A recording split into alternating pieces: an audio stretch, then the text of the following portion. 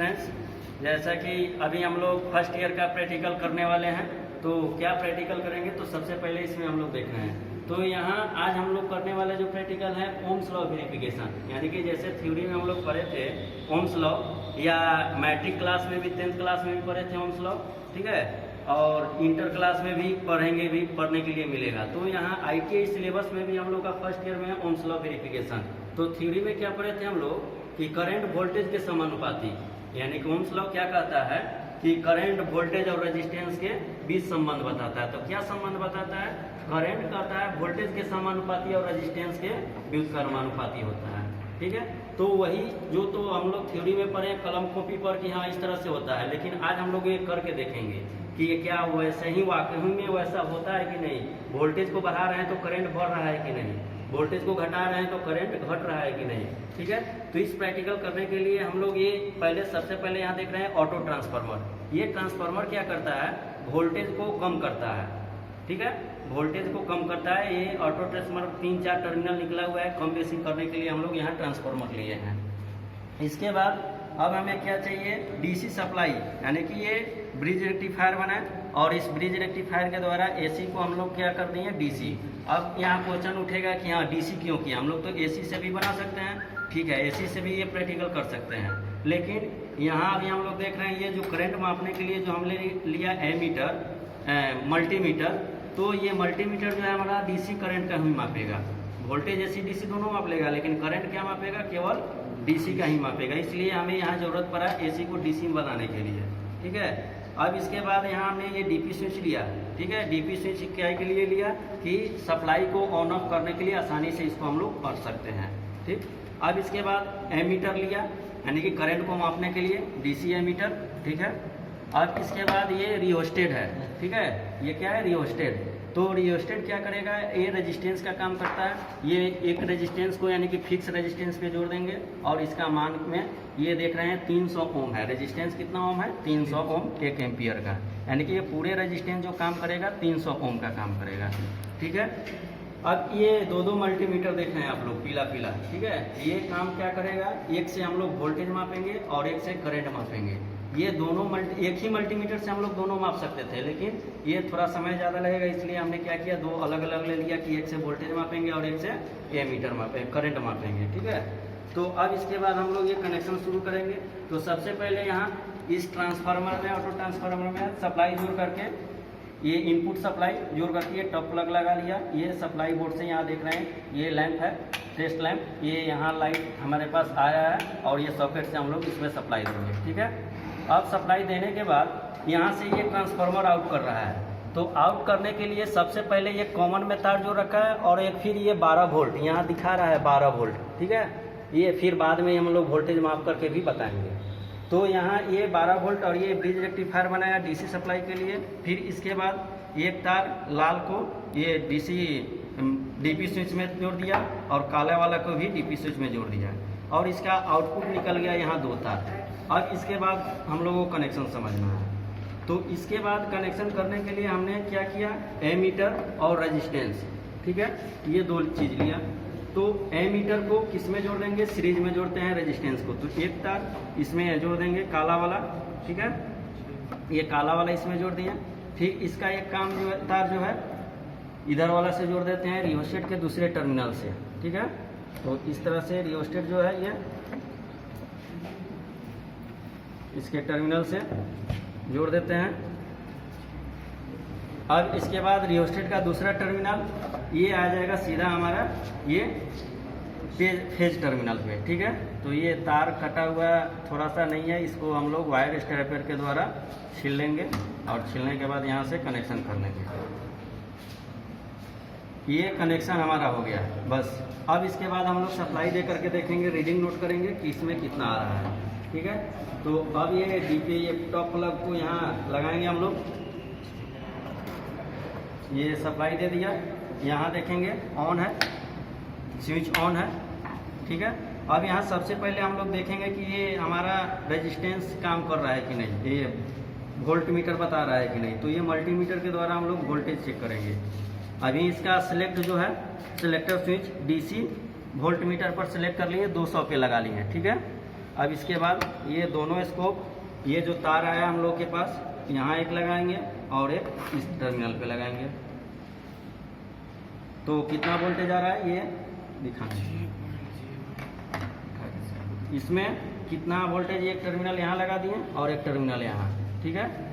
तो 10.34 आ रहा है, यानी कि लगभग 10 वोल्ट मान लेंगे। इसमें कितना वोल्टेज आ गया, 10 वोल्ट। ये डीसी सप्लाई कैसे पहचान में आता है कि एक जो टर्मिनल है हम लोग अलग अलग लगा देंगे, ठीक है। तो यहाँ निगेटिव दर्शाएगा, माइनस में दर्शाएगा। देखिए वो -10 बता रहा है, तो इसका मतलब ये डीसी है। और इसको सही जब दिशा में लगाएंगे तो माइनस नहीं दर्शाएगा। देखिए वहाँ क्या बता रहा है, 10 वोल्ट, ठीक है। इस तरह से हमें 10 वोल्ट मिल गया। अब 10 वोल्ट मिल गया तो इसमें करंट क्या हो रहा है ये देखेंगे हम लोग। तो करंट मापने के लिए यहाँ जो एमीटर लगाए हैं, तो एमीटर का रीडिंग यहाँ बढ़िया से नहीं दिखाई दे रहा है, ठीक है। तो इसके लिए अब हम लोग ये मल्टीमीटर का प्रयोग करेंगे, ठीक है। मल्टीमीटर को भी हमने ये 10 एम्पियर पर सेलेक्ट कर लिया, और ये जो एक कॉमन में और एक ये 10 एम्पियर में, इसमें लगाएंगे। और लगाने के बाद ये दोनों टर्मिनल को यहाँ सटाएंगे इसमें। तो ये क्या बता रहा है, इसमें नहीं बता रहा। तो रेजिस्टेंस,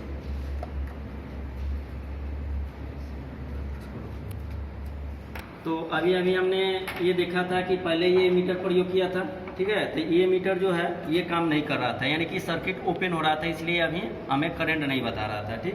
तो अब हमने ये क्या किया, एक नया एमीटर प्रयोग किया दूसरा, ठीक है। तो ये एसी और डीसी दोनों का प्रयोग करने वाला है, एसी पे भी और डीसी पे दोनों पे प्रयोग कर सकते हैं। तो अब यहाँ रीडिंग तो नहीं दिखाई दे रहा है, पता चल रहा है। तो अब यहाँ हम लोग ये मल्टीमीटर के द्वारा प्रयोग करेंगे। तो मल्टीमीटर में हमने सेलेक्ट किया है मिली एम्पियर पर, ठीक है। अभी ये जो चेक करेंगे मिली एम्पियर, तो मिली एम्पियर पे सेलेक्ट कर लिए हैं। अब इसके बाद इसमें लगा करके देखेंगे कितना बता रहा है।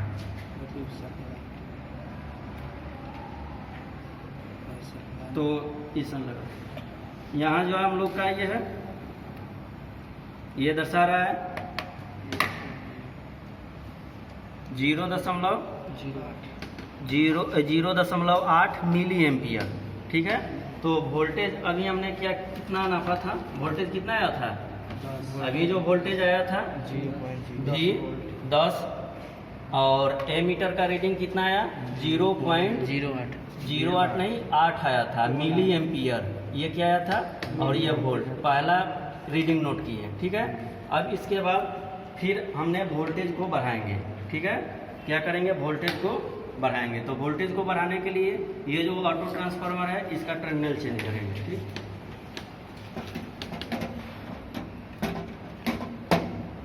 ये जो है टर्मिनल इसको चेंज कर दिए, और टर्मिनल चेंज करने के बाद यहाँ देखेंगे इसका वोल्टेज कितना आ रहा है। सबसे पहले इसका वोल्टेज चेक कर लेंगे, फिर रीडिंग नोट करेंगे दोनों का, करंट का भी, ठीक।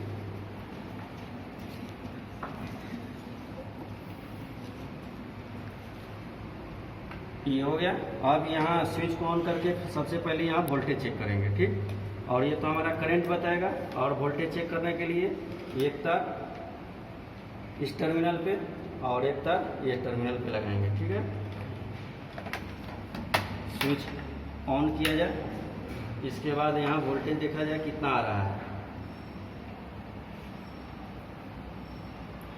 चलिए यहाँ अभी जो हमने यहाँ स्कोप सटाया तो वोल्टेज कितना आ गया 21.7 या 8 आ रहा है, यानी कि लगभग 21 वोल्ट कर सकते हैं इसको।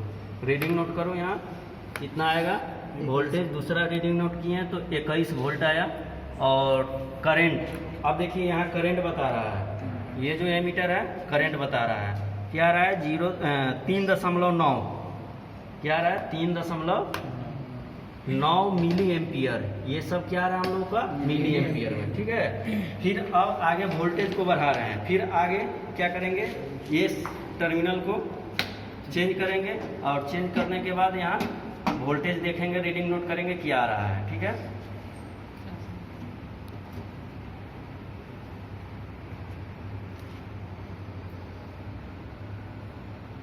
अब ये अगले टर्मिनल में इसके लगाएंगे ट्रांसफार्मर के, ऑटो ट्रांसफार्मर के, यानी कि इसमें अभी हम लोग क्या कर रहे हैं वोल्टेज को वेरी कर रहे हैं। वोल्टेज सबसे पहले कितना लिए थे 10 वोल्ट, अभी क्या लिए 21 वोल्ट। अब फिर देखेंगे क्या वोल्टेज आएगा, फिर ये स्विच ऑन करेंगे और ऑन करने के बाद यहाँ एमीटर दर्शा रहा है, क्या आया 9 मिली एम्पियर। ठीक है, एमीटर का रीडिंग यहाँ नोट कर लेंगे, क्या आएगा 9 मिली एम्पियर, 9.0 मिली एम्पियर। ठीक है, अब वोल्टेज चेक करेंगे। यहाँ वोल्टेज चेक करने के बाद यहाँ देखेंगे क्या आ रहा है इस वोल्ट मीटर के द्वारा, मल्टीमीटर के द्वारा। ठीक है, देखिए ये कितना आ गया 42, कितना वोल्ट 42 वोल्ट। ये तीसरा रीडिंग क्या होगा हम लोग के पास 42 वोल्ट। ठीक है, और करंट कितना आ गया 9 मिली एम्पियर। ठीक है, फिर आगे अब इसके बाद अगला प्रक्षेप करेंगे, रीडिंग को वोल्टेज को बढ़ाएंगे यहाँ इस ऑटो ट्रांसफार्मर के द्वारा, और वोल्टेज को बढ़ा करके फिर रीडिंग नोट करेंगे क्या आ रहा है वोल्टेज, एमीटर का करंट क्या आ रहा है, ये सब चेक करेंगे। ठीक, तो अब इसके बाद यहाँ स्विच डीपी स्विच को ऑन करेंगे, ये ऑन कर दिए। फिर अब यहाँ देखिए करंट बता रहा है, ये क्या बता रहा है 25.1। चलो 25.1 करंट क्या होगा 25.1 मिली एम्पियर। तो अब चलिए वोल्टेज चेक करेंगे, वोल्टेज कहाँ तक पहुँचा हमारे पास। ये देखिए वोल्टेज आ गया कितना 100 वोल्ट, क्या आ गया वोल्टेज 100 वोल्ट। चौथा रीडिंग क्या है 100 वोल्ट आ गया, और एमीटर 25.1 आ गया मिली एम्पियर। तो अब यहाँ हम लोग देख रहे हैं कि ये जो है रीडिंग पे हम लोग एक बार ध्यान देंगे। ठीक है, तो अभी जो रीडिंग हम लोग के पास आया, सबसे पहला रीडिंग लिए हैं 10 वोल्ट। ठीक है, तो एमीटर क्या आया है 0.8 मिली एम्पियर। फिर दूसरा रीडिंग क्या लिए 21 वोल्ट, वोल्टेज को बढ़ा रहे हैं। ठीक है, फिर क्या आया 3.9 मिली एम्पियर।